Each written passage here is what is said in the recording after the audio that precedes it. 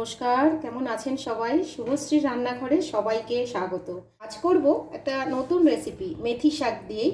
মেথি শাক তো তোমরা সবাই কম বেশি খাও, তো আজকে একটা নতুন ধরনের রেসিপি তোমাদের সাথে শেয়ার করব। চলো প্রথম থেকে শেষ অবধি দেখতে থাকো। তার জন্য দিয়ে দেব কড়াইতে কিছুটা পরিমাণ সর্ষের তেল।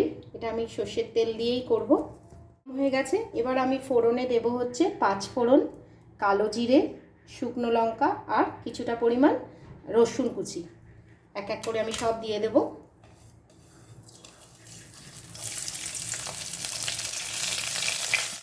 এর মধ্যে দিয়ে দেব হচ্ছে আমি কিছুটা পরিমাণ আলু নিয়েছি আর শিম নিয়েছি, এরকমভাবে কেটে নিয়েছি।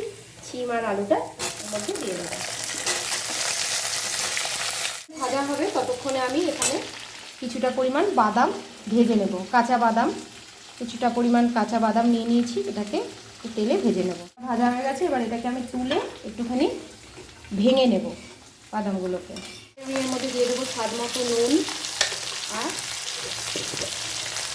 পরিমাণ মতো হলুদ দিয়ে ভালো করে মিশিয়ে এটাকে ঢাকা দিয়ে দেবো।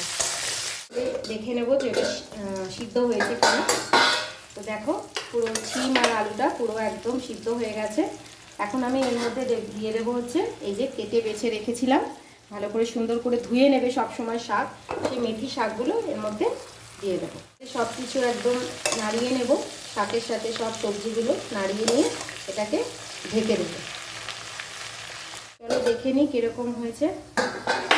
দেখো শাকটা পুরো মজে গেছে একদম।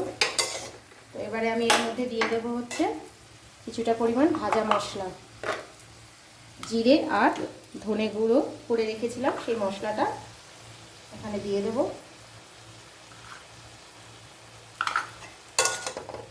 আঁচটা একটু বাড়িয়ে নেব, বাড়িয়ে নিয়ে এবারে দেখো এর মধ্যে দিয়ে দেবো হচ্ছে কিছুটা পরিমাণ গরম মশলা।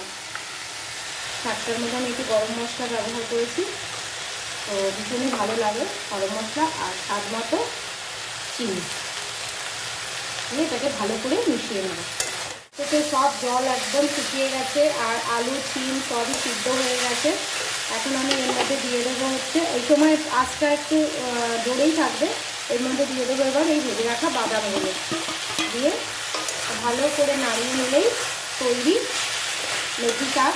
তোমরা অবশ্যই বাড়িতে একবার ট্রাই করো, ভীষণই সুন্দর লাগে খেতে, মানে একটু অন্য ধরনের রেসিপি, খুবই সুন্দর। তোমরা একটু বাড়িতে ট্রাই করো আর অবশ্যই জানিও যে কেমন হয়েছে। আর এত সুন্দর সুন্দর রেসিপি দেখতে হলে অবশ্যই আমার শুভশ্রী রান্নাঘর চ্যানেলটাকে সাবস্ক্রাইব করে রেখো। টাটা।